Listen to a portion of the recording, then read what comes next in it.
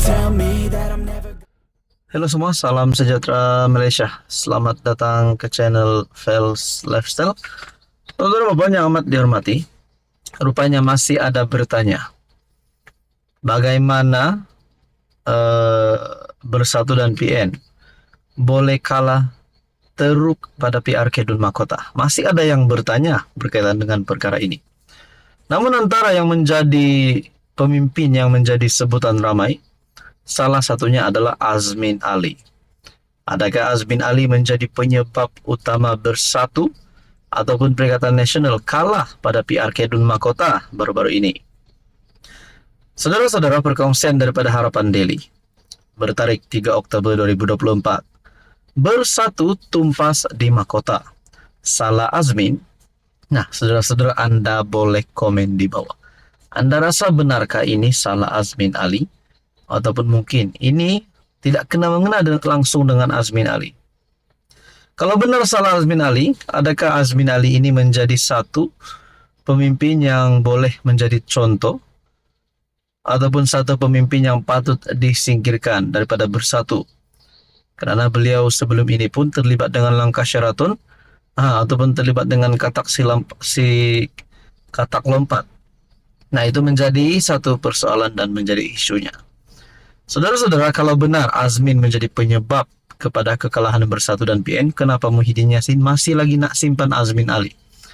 Tidakkah Muhyiddin Yassin takut Azmin Ali untuk bertindak seperti yang pernah Azmin lakukan di dalam langkah Sheraton pada ketika Bersatu menjadi kerajaan dulu? Nah, saudara-saudara yang amat dihormati, dua pemimpin PN menyalahkan pengarah pilihan raya PN, Datuk Seri Azmin Ali, di atas kekalahan Bersatu di dalam PRK Dun Mahkota. Pemimpin Bersatu yang tidak mahu dinamakan itu menyatakan bahwa Azmin tidak membuat kerja yang baik untuk memastikan mobilisasi jentera PN.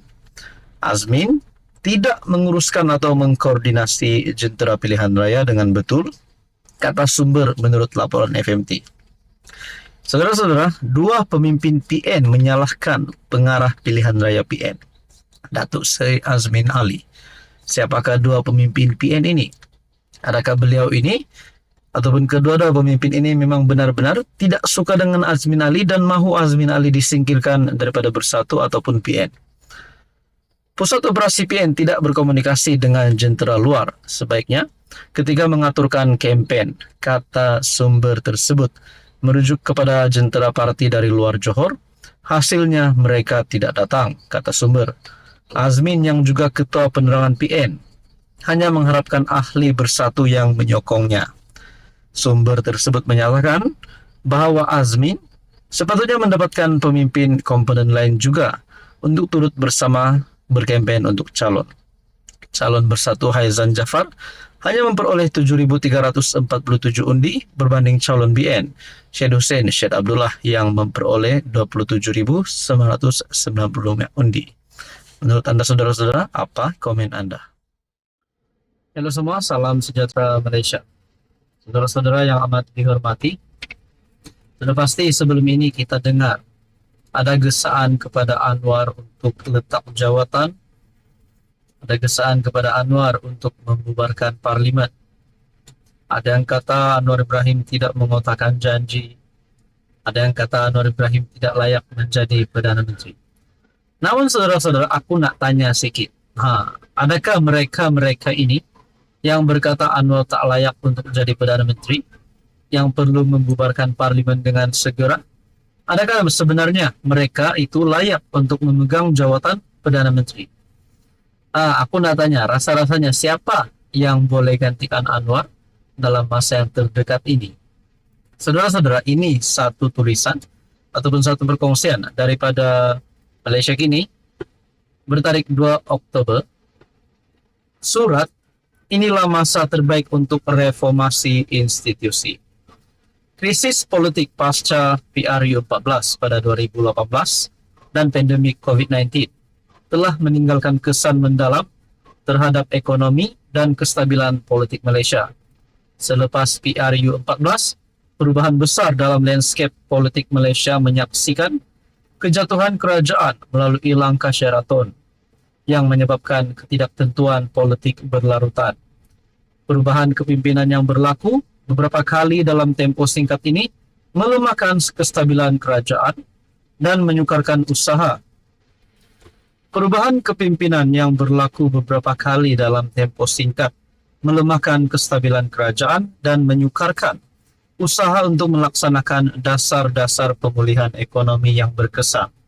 Pada masa yang sama, pandemik COVID-19 melumpuhkan ekonomi global, termasuk Malaysia, dan menekan sistem kesihatan awam negara. Ketidakstabilan politik yang wujud sepanjang pandemik menjadikan usaha pemulihan lebih sukar, menyebabkan rakyat hilang keyakinan terhadap integriti institusi kerajaan. Namun, selepas pilihan raya dan penubuhan kerajaan perpaduan, kita kena berada dalam tempo kestabilan politik yang amat diperlukan.